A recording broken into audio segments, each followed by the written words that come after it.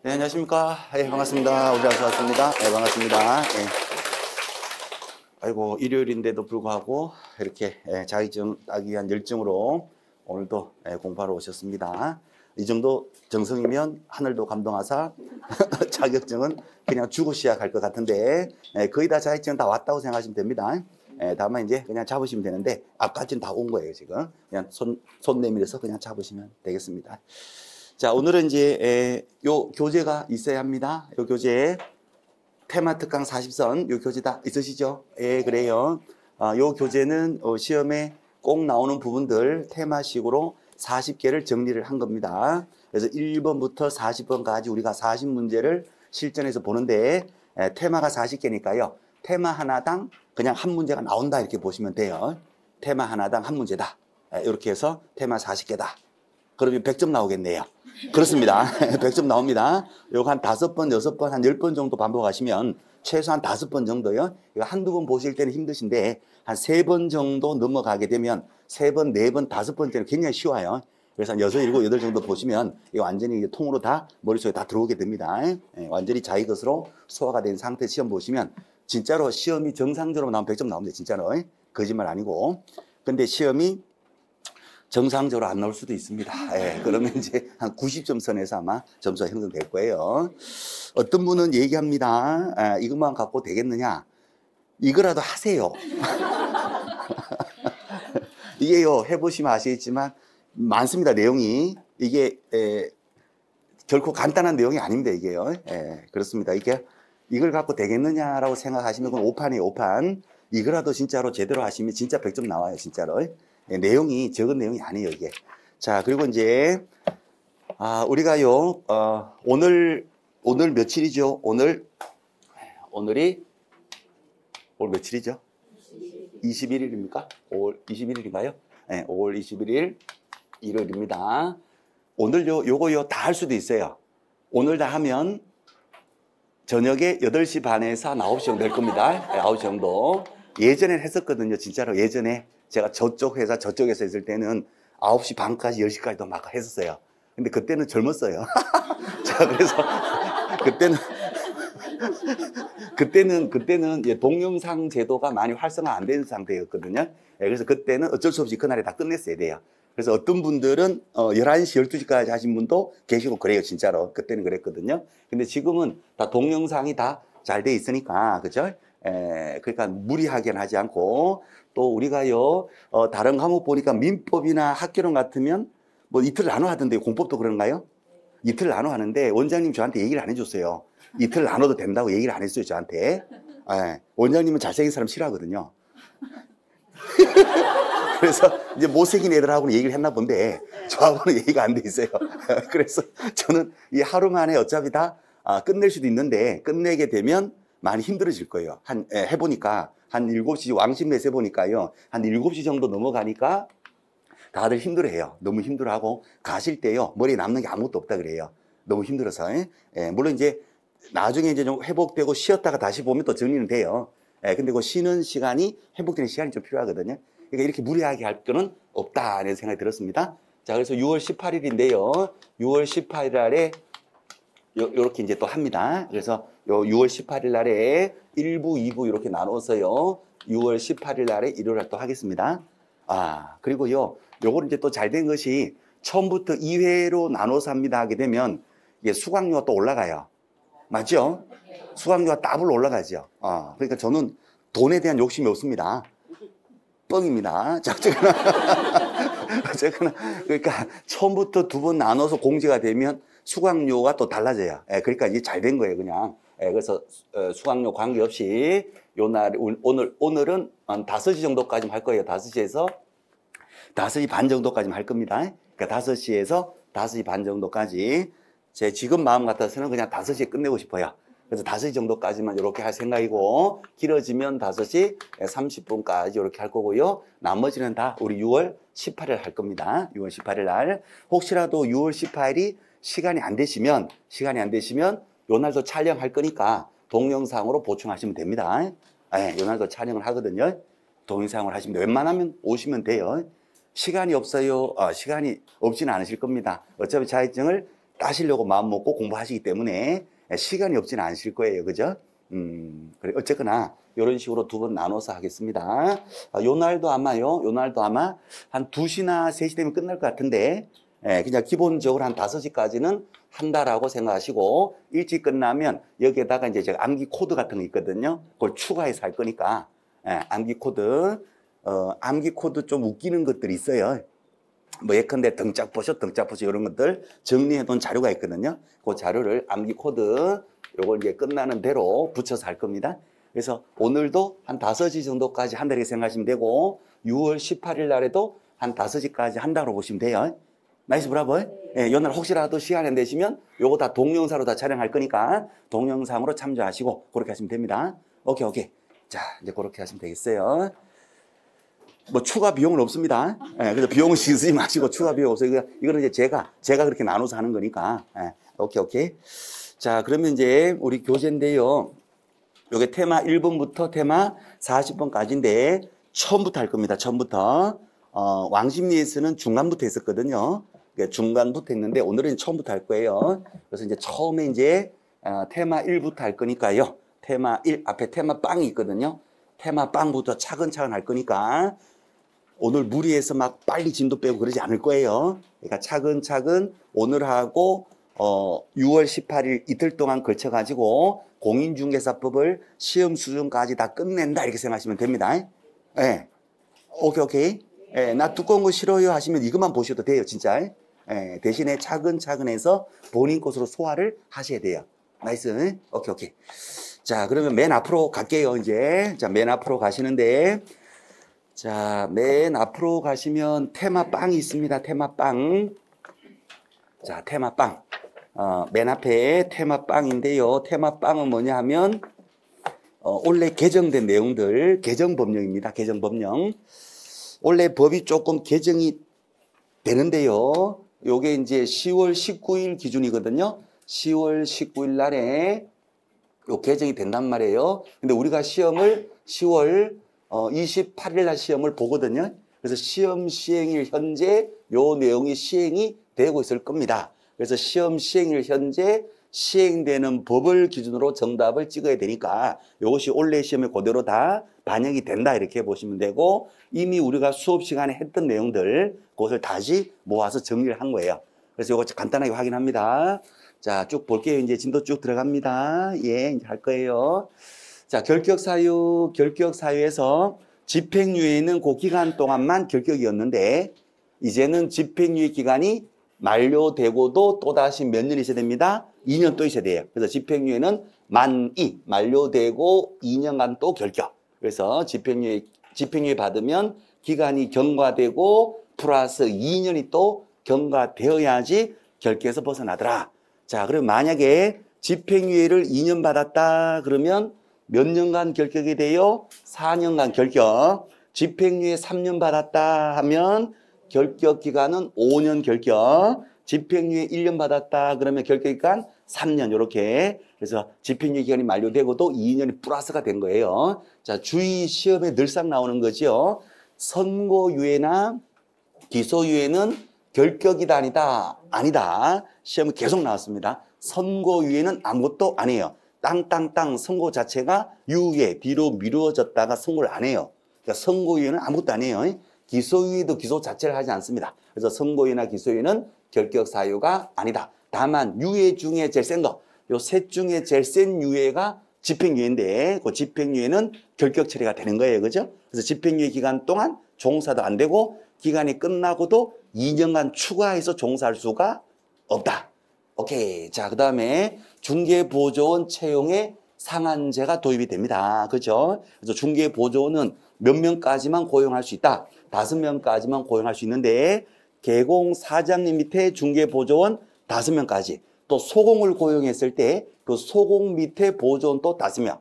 그래서 개공 플러스 소공의 합한 수의 5배를 초과할 수가 없다. 이렇게 법이 바뀐 거죠.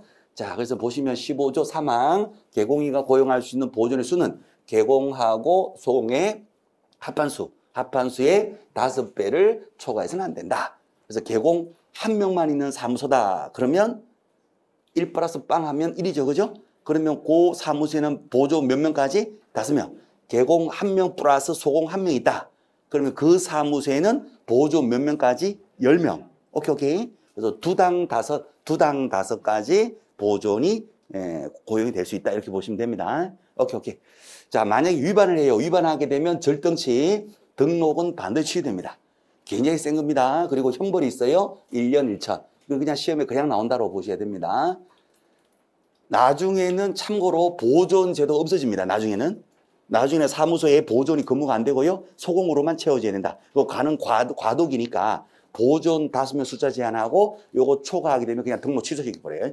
굉장히 센 겁니다. 처벌이. 그러니까 절대적 등록 취소. 상등치가 아니라 절등치. 그 다음에 형벌도 1년 1천. 오케이. 자, 그 다음에 그 밑에요. 보존의 신분 고지 의무가 있어요.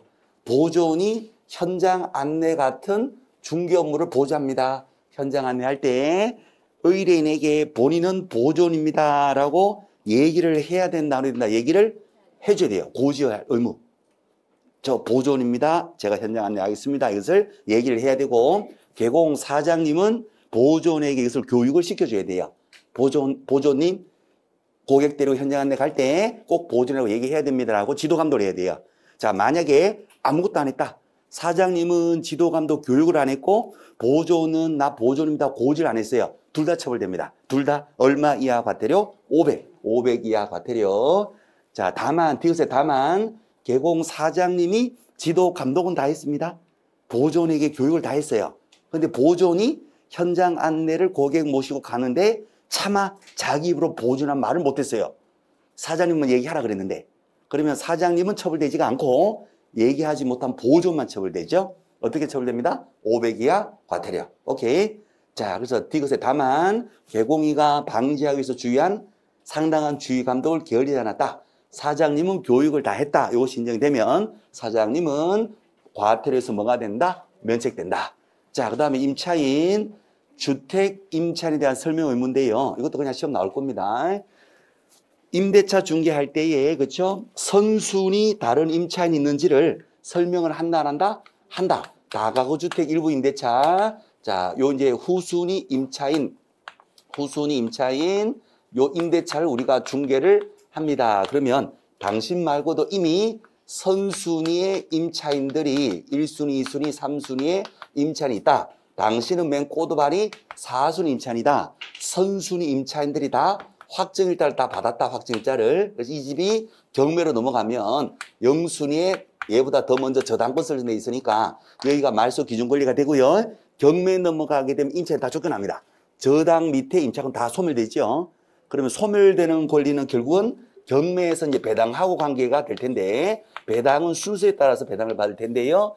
선순위 임차인들이 만약에 대항 요건에다가 확정일자를 다 받았다면은 배당 순서가 어떻게 되죠?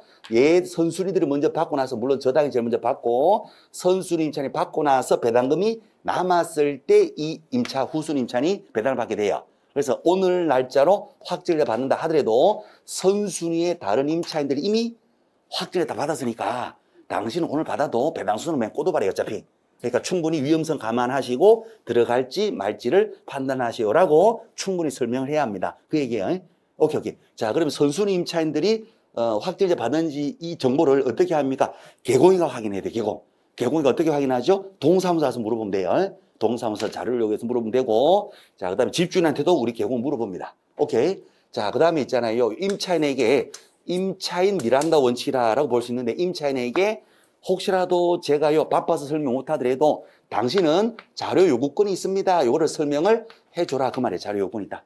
그래서 선순위 임차인들이 누가 있고, 선순위 임차인 확정일자 받은 이것을 동사무소에 가시면, 즉 확정일자 부여기간 동사무소 가시면 자료 요구할 수가 있습니다. 이걸 얘기해 줘야 되고, 또 집주인이요 국세지방세 세금 안 내죠. 세금은 경매에서 우선 배당되거든요.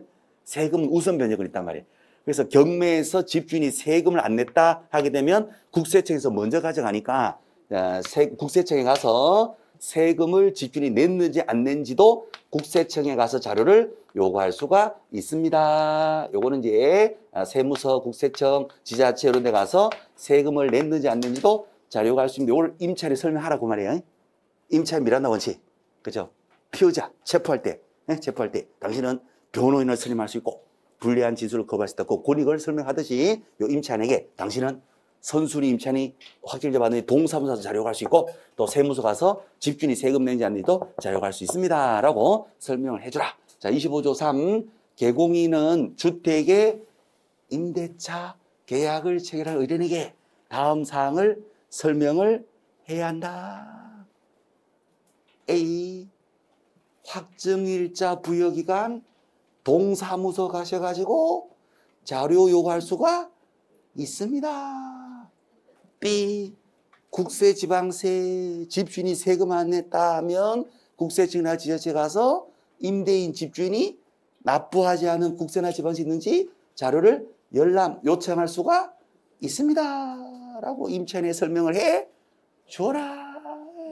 그렇죠? 요청할 수 있어요. 신청할 수 있어요. 청청할 수 있어요. 세무서 가면 자료 열람 신청할 수 있고 동사무소 가서는 자료 요청 신청할 수 있습니다. 라고 임차인에게 설명을 해주라. 오케이. 그래서 전세사기 피해를 막기 위해서. 자, 넘어갑니다. 자, 그 다음에 보증금 정액됐는데요.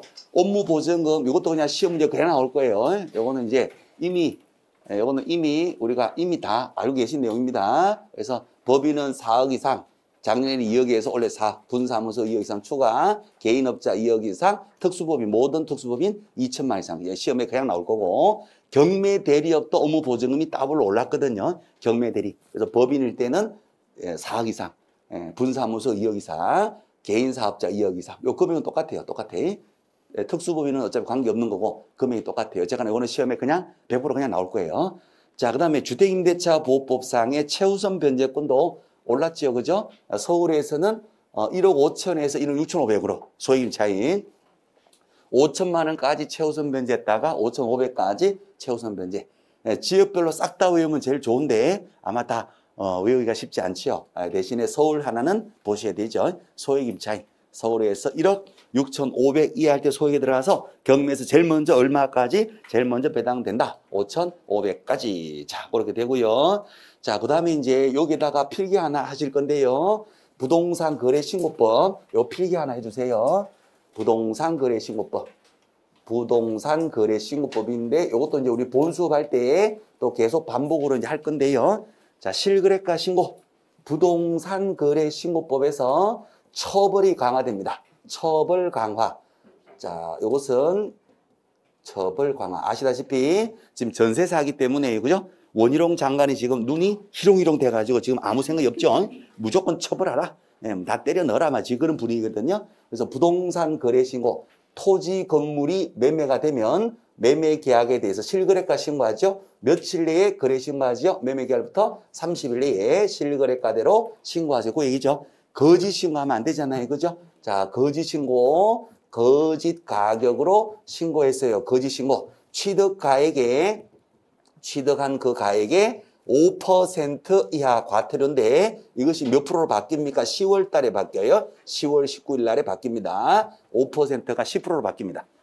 자, 취득가액의 10% 이하의 과태료 바뀝니다. 10%, 취득가액이 몇 프로? 10%, 10% 과태료. 오케이, 굉장히 센 겁니다. 더블로 올라간 거예요. 실거래가 가격을 거짓말했다. 예전에 혓바닥을 쭉 보고 다툼을 냈다면 지금 열통을 낸다. 따따따따따따따. 그런다. 혀가 아주 따뜻해. 거짓말하면 따따따따 열통만. 그럼 취득가액의 5%가 되고 10% 올라가요. 자, 그 다음에 허위 빙고. 허위 신고. 없는 거래를 있는 것처럼 허위 신고했다. 그 다음에 허위 해제 신고. 없는 해제를 있는 것처럼 허위로 해제 신고했다. 자, 그렇게 되면 기존에 3천만 원이었잖아요. 그죠? 요 3천만 원 이하 과태료는 그대로 있습니다. 3천 이하 과태료는 그대로 있는데 여기에 뭐가 추가되느냐 하면 허위 신고, 허위 해제 신고를 부당한 이익을 얻을 목적으로, 목적범위요. 부당 이익을 얻을 목적으로 그랬다면은 그때는 징역이나 벌금 갑니다. 3년 이하의 징역 또는 3천만 원의 벌금으로 갑니다. 3년 이하의 징역 또는 3천만 원 이하의 벌금으로 그렇게 처벌됩니다. 자, 필기하시기 너무 많다 그러면 그냥 신고법도 개정되나 보다 이렇게 신고법 처벌 강화 이렇게만 쓰시면 제가 다음에 요거요. 예. 6월 18일에 할 때 자료 다시 요거 추가해서 제가 프린트 드릴게요. 예. 혹시나 필기가 나 손이 부러져가지고 필기하기 싫어요. 그럴 수도 있고 이제 손이 이제 불편해서 안 할 수도 있잖아요. 그럼 놔두시면 6월 18일에 프린트로 드릴 테니까. 예. 하지만 이제 내용은 사실은 간단해요. 그죠? 취득 거짓 신고했다. 취득가액의 5%가 몇 프로로 바뀌었다? 10%. 그다음에 허위 신고, 허위 해지 신고 3천인데 이건 그대로 있는데 추가된 거예요. 추가를 부당한 이익을 얻을 목적으로 처음부터 나쁜 의도를 가지고 허위 해지 신고했다. 허위 신고했다. 그러면 그때는 징역 벌금 간다는 거예요. 그래서 허위 신고는 3이라는 숫자가 나오면 됩니다. 허위 신고 없는데 있는 것처럼 허위 신고. 허위 해지 신고 해지 안 됐는데 허위로 해제되었다. 신고. 허위 나오면 3. 과태료는 3천이야, 과태료. 그런데 부당 이익을 얻을 목적이다 그러면 3년 3천. 3년 3천 그렇게 됩니다. 자, 복잡하게 생각하지 마시고 조금이라도 허위 신고 3이다 이렇게 하시면 되는데 혹시나 조금이라도 불편하시면 놔두세요. 놔두시면 이때 자료 만들어서 다시 요 추가해서 드릴 테니까 걱정은 하지 마시고. 자, 내용은 어려운 내용은 아닙니다. 그죠? 어려운 내용은 아니에요. 자, 됐어요. 이거 됐죠? 예. 자, 그럼 다 했어요. 이제 오늘은 다 했어요. 자, 되셨고. 자, 그럼 오른쪽에 문제 한번 봅니다. 확인 문제 볼게요. 옳은 것을 찾으세요. 1번. 자, 이제 조금 이제 스피드 있게 가볼게요. 집행유예 받으면 유예기간 동안 결격이다. 여기다 만자 하나만 적습니다. 유예기간 동안만 결격기간이 된다. OX. X. 집행유예 기간이 만료되고 플러스 몇 년? 2년. 플러스 2년이 추가가 된다는 거. 플러스 2년. 자, 2번. 법인 개공은 업무 개시 전까지 2억 이상 보유 설정한다. X. 개정됩니다. 개정됐죠, 그죠? 4억 이상. 자, 3번. 공인중개 개공 개인사업자 업무 개시 전까지 1억 이상 보전 설정한다. X. 2억 이상. 자, 4번. 지역농협 특수법인 1,000만 이상 보전 설정한다. X. 2천만 원 이상 보전 설정. 자, 5번요. 주택임대차 체결하는 의뢰인에게 임차인, 선순위 임차인의 확정일자 부여 여부 등을 알기 위해서 확정일자 부여기한 동사무소입니다. 동사무소 가시면 정보 제공을 당신은 요청할 수가 있습니다. 임차인 권익 보호하는 임차인 미란다 원칙이에요. 임차인에게 동사무소 자료 갈 수 있고 국세청 가면 세금 낸지 자료 요구할 수가 있습니다. 국세, 지방세, 열람 신청을 할 수가 있습니다라고 설명을 해야 한다. 오, 임차인 권익을 위한 임차인 미란다 원칙. 오, 나이스. 됐어요. 넘어갑니다. 자, 보조원 틀린 것을 찾으세요. 시험일 현재 기준으로 정답 찍어주세요. 그 말이죠. 1번에 개공이가 한 명만 종사하는 중개사무소다. 사장님 혼자만 있어요. 여기에 보조는 5명을 초과할 수가 없다. 오, 그렇죠. 5명까지. 자, 2번. 개공 사장님 1명하고 소공 1명이 둘이서 근무하고 있어요. 보조는 총 10명을 초과할 수가 없다. 오, 나이스. 자, 3번. 보존의 숫자, 제한 숫자를 초과해서 고용하면 등록이 취소될 수 있다. OX. 오, 그죠? 대충 보면 맞는 것 같아요. 근데 X 하셔야 돼요. 등록 취소 될 수 있는 게 아니라 취소됩니다. 절등치예요, 절등치. 그래서 이제 아까 설명드릴 때 있잖아요. 느낌 자체가 보존제는 앞으로 없어진다니까요. 그러니까 보존 초과해서 고용하면 죽여버린다 그 말이에요. 말이 좀 과하겠나요? 자, 어쨌든 상등치가 아니라 뭐다? 절등치. 절대적 등록 취소. 절등치. 절등치니까 등록 취소 하에 개공 등록 취소된다. 취소된다. 또는 취소되어야 한다. 이렇게 하셔야 되지. 취소될 수 있다면 X가 돼요. 취소된다라고 하셔야 돼요. 된다. 나이스. 자, 형벌이 있어요. 4번에 제한 숫자를 초과했어요. 보존 5명을 초과해서 고용했어요. 뭐 아까 2번 같으면 10명을 초과해서 고용했어요.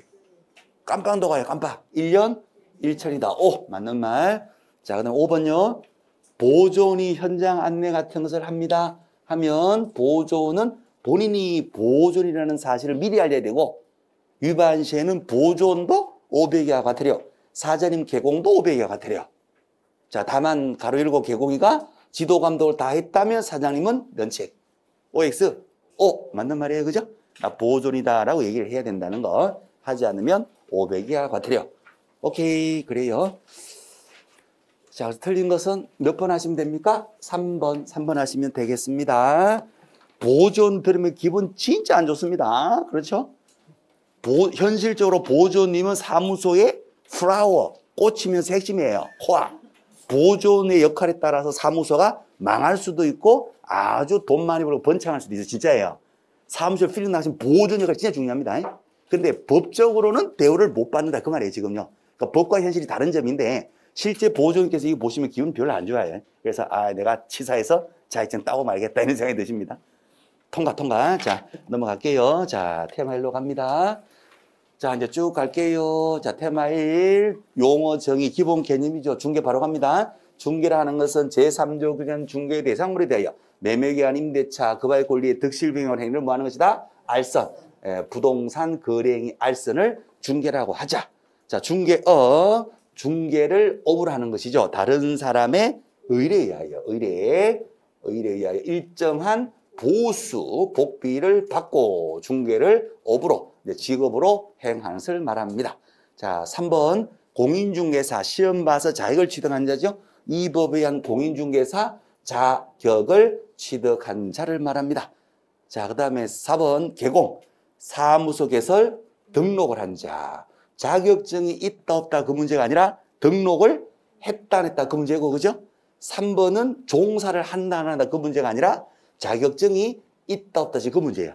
그래서 장롱면허 공인중개사는 자격을 취득한 자를 말하고 개업공인중개사는 자격증이 있다 없다가 아니라 등록을 했다 안 했다 그 문제라는 거. 오케이.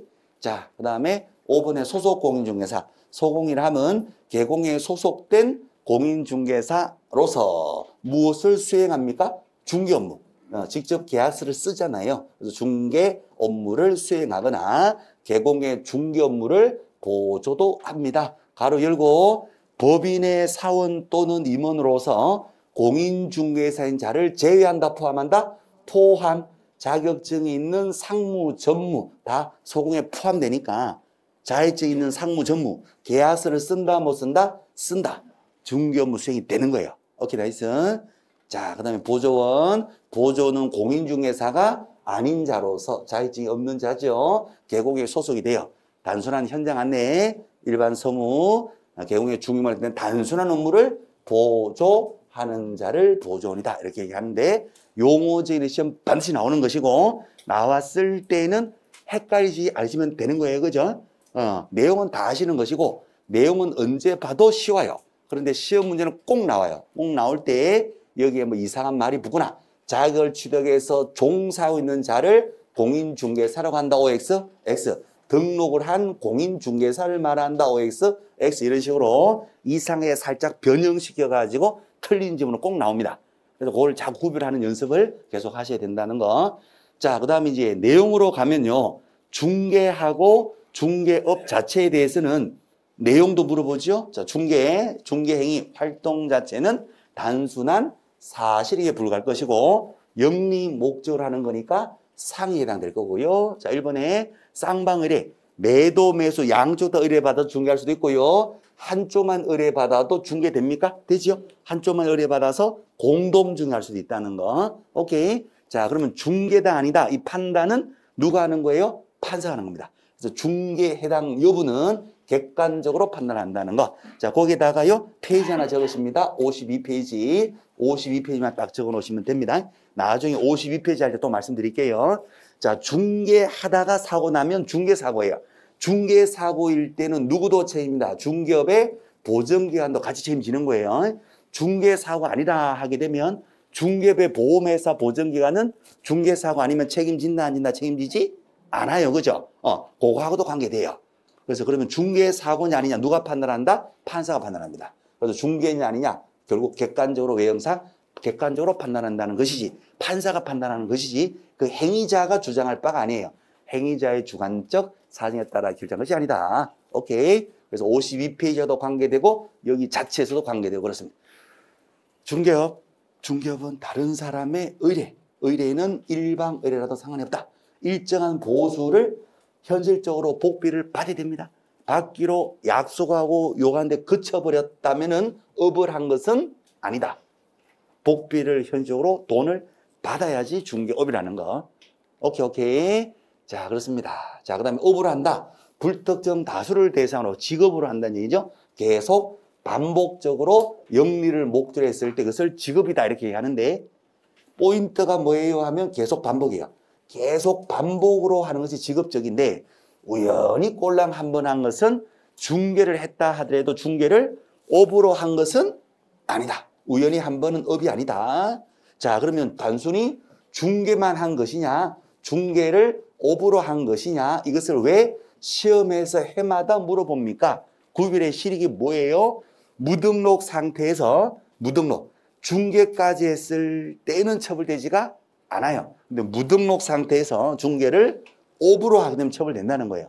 요 개념을 시험에서 꼭 출제를 합니다. 그래서 2번하고 3번인데요. 2번에 무등록으로 중개를 업으로 계속 반복으로 복비받고 계속 반복적으로 해버렸다. 이건 처벌되겠죠? 3년 3년 처벌됩니다. 복비 받아요? 못 받아요? 못 받죠? 보수 청구권도 없어. 복비도 못 받는 겁니다. 주기로 약정했다 하더라도 약정은 효력이 없어. 무효. 자, 다만 무등록으로 중개를 했다 하더라도 그 매매 계약은요. 매도 매수인이 있잖아요.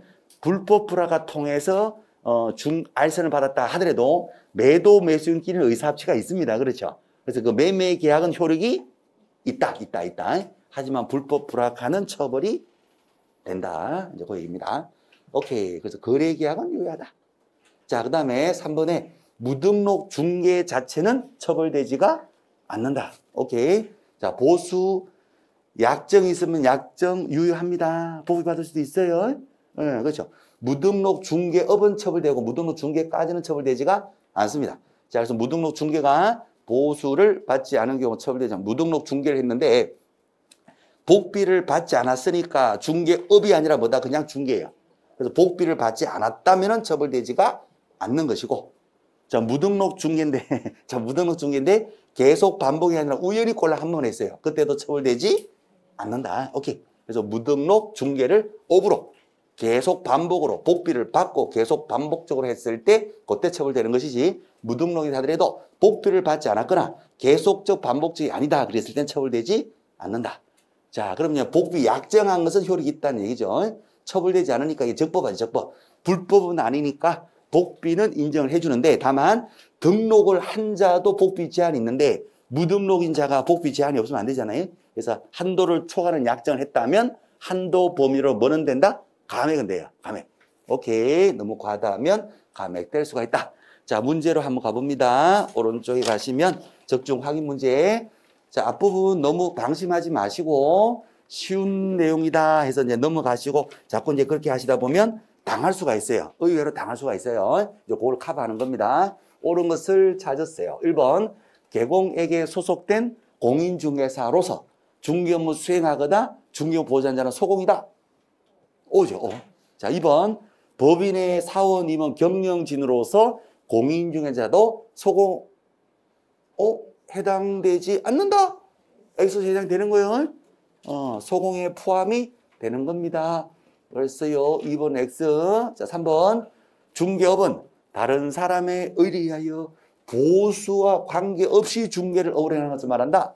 X죠. 일정한 보수를 받고 중개를 업을 하는 것. 자, 4번 개업공인중개사 사무소 개설 등록을 한 공인중개사를 말한다. OX. X입니다. X. 요게 이제 빨리빨리 요까지 이제 정확하게 빨리빨리 되시면 이제 거의 공부 다 끝난 거예요. 그죠? 그러니까 등록을 한 자를 말하는 것이지 등록을 한 공인중개사를 말한다면 X.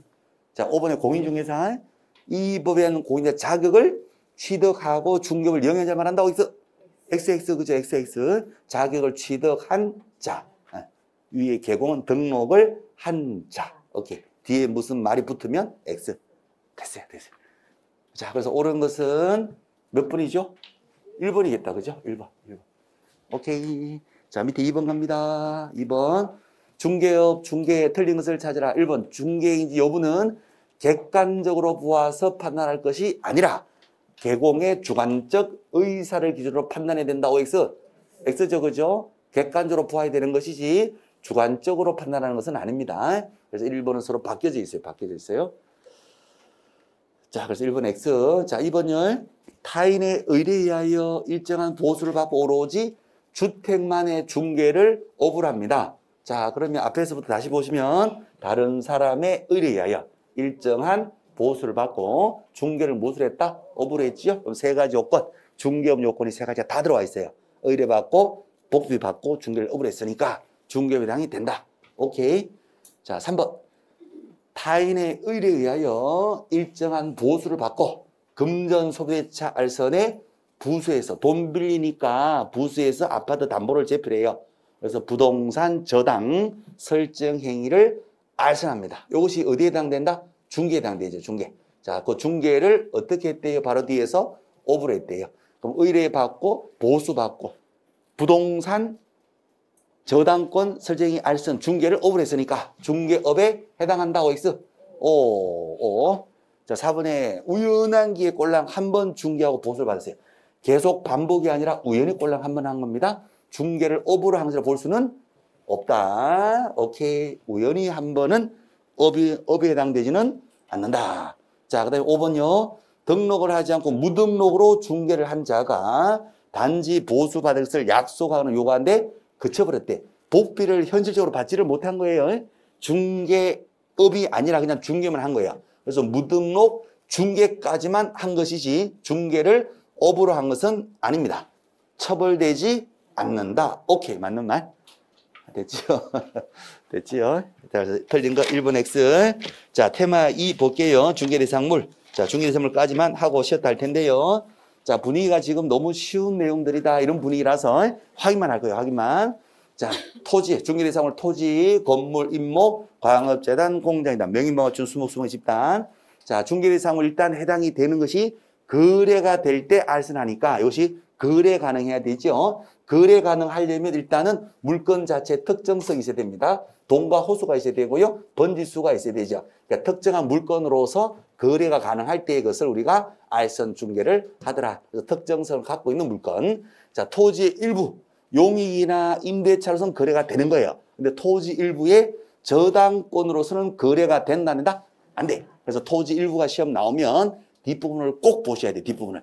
용익이나 임대차는 가능한 거래는 중개 가능. 그런데 저당은 토지 필지로는 저당을 잡아도 한 필의 일부는 저당 잡지를 않아요. 안 되는 거래를 중개할 수는 없다는 거. 자, 대토권요. 대토권은 번지수가 있다 없다? 없어. 지번이 없어. 지번. 지번이 아직 확정돼 있지 않고 개발이 되면 원주민들이 개발된 그 대체 토지를 받아서 저기에다가 집 짓고 살 수 있는 권리입니다. 근데 아직 개발되기 전이니까 번지수가 아직 확정돼 있지 않아요. 번지수가 없으니까 거래할 수가 없는 거예요. 그래서 공급받은 게 아니라 받을 수 있는 대체 토지 받을 수 있는 지에 불과한 거예요. 번지수가 없으니까 중개 대상이 안 된다. 자, 대토권의 종류는 많습니다. 번지수가 없는 대토를 받을 수 있는 막연한 권리, 대토 받을 수 있는 권리, 번지수 없는 거 이것도 대토권이고 술 많이 먹고 토 많이 해놓은 것도 대토권이라 그랬어요. 그죠? 대토라 그랬어요. 그죠? 아. 피가 좀 섞여나서 오므라이스. 아. 자, 통과. 자, 그래서 그거 더러워서 중개 안 한다는 거. 자, 그다음 지목불문 여기 속지 마시고 그죠? 작년인가요, 재작년인가요? 지목이 양어장인 토지가 한 번씩 나온 적이 있어요, 그죠? 그럼 토지니까 내 땅인데 지목이 양어장이에요, 지목이. 네. 그럼 내 땅이니까 내가 팔아먹어도 됩니까? 되죠. 양어장도 팔아먹을 수 있잖아요. 중개 대상이 되고 거래되고 알선도 되는 겁니다, 그죠? 자, 그럼 이제 응용한 지문이 오거든요. 지목이 묘지인 토지 거래 됩니까, 안 됩니까? 됩니다. 내 땅인데 묘지예요, 묘지. 그러면 가족묘지 쓰겠다. 내 땅 사서 가족묘지 설치해라. 되는 거예요. 네, 그래서 지목 관계없이 내 땅이다 토지, 내 땅이다 토지 거래되고 중개 가능하고요. 지목이 주차장 거래됩니까? 되죠? 내 땅이면 내 땅이니까 얼마든지 처분 가능하고 중개 가능하다. 오케이. 자, 그럼 또 쉬었다 합시다. 왜냐하면 지금 너무 추워요. 너무 추워요? 네, 좀 쉬었다가, 콜드. 동태돼 있어, 동태. 자, 10분만 쉴게요. 네, 쉬었다가 보겠습니다. 예.